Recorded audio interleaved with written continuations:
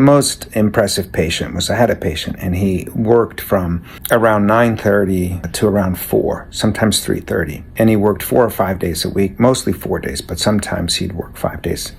Almost never 6 days. He almost never worked on weekends. He was an attorney and he owned a law firm and it had his name on it, and he was 99.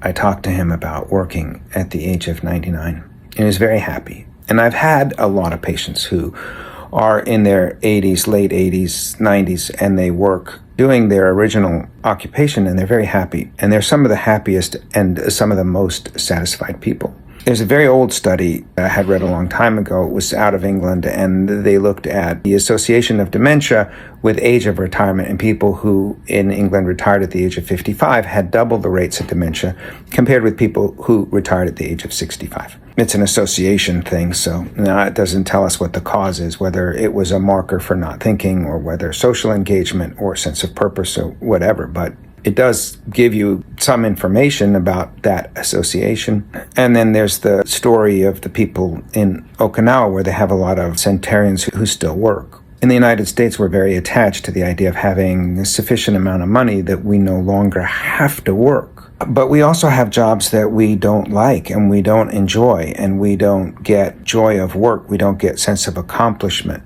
I want to be a good person. Hopefully you want to be a good person too.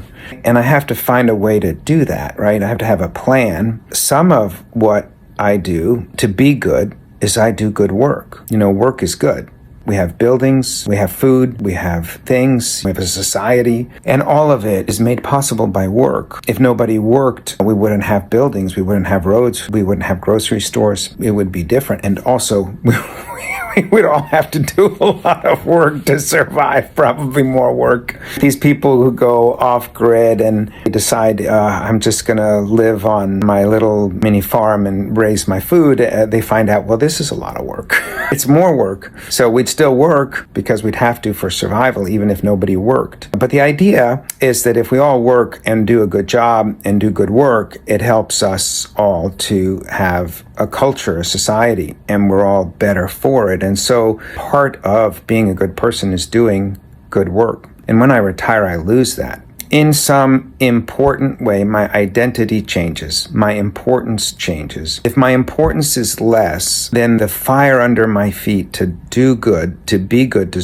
struggle, try hard, to think hard, and to learn is decreased. I don't think it's great. And the people who I've seen who are retiring, people who I've seen before and after, and I've seen a lot, I feel like there's a bit of a dip. Not always. There are ways around it. There's ways to not retire and be successful, and I've met